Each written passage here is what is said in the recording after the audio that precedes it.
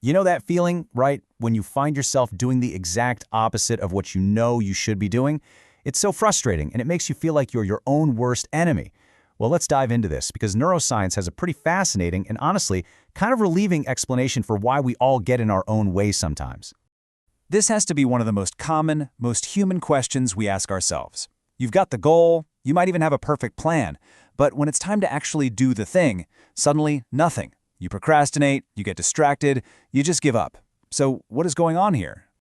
Okay, and here's the first big twist. The answer isn't what you probably think it is. This isn't about you lacking willpower or having some deep character flaw. It's actually your brain trying to protect you. Yeah, you heard that right, protect you.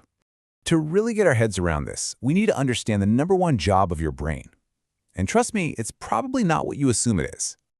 See, while your conscious goal might be success or growth or finally getting healthy, your brain has a completely different agenda. Its top priority, its non-negotiable, prime directive, is simply to keep you safe. And a lot of the time, those two goals are in a direct tug-of-war. And here's the real kicker. Your brain's definition of safe is anything that's familiar and predictable.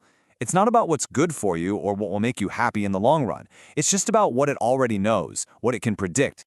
This is exactly why even a bad habit, like procrastinating on a project, feels safe to your brain. It knows the outcome. You feel a little guilty, you rush at the end, but you survive. Success, on the other hand, that's new. It's unfamiliar territory. It's a potential threat. So to protect you, your brain literally triggers things like self-doubt and procrastination to pull you back to what it knows.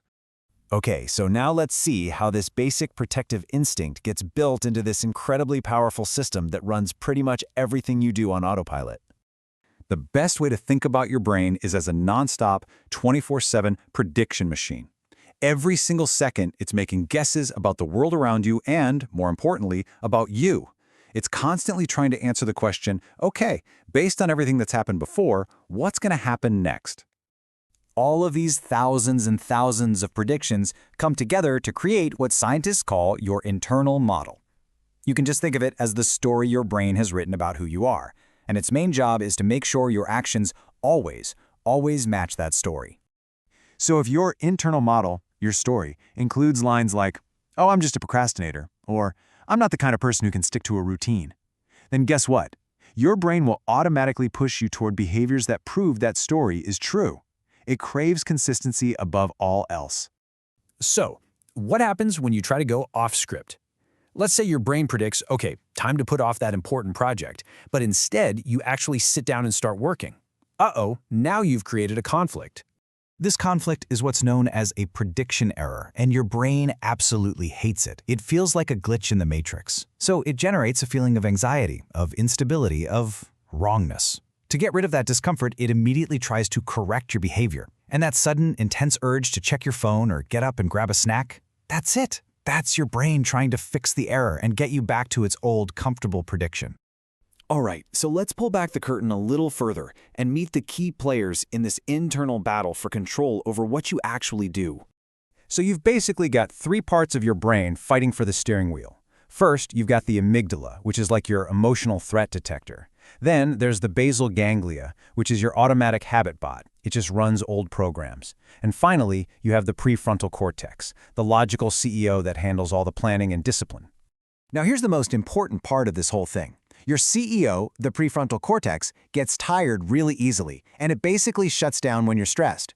When that happens, your emotional reactive amygdala hijacks the system.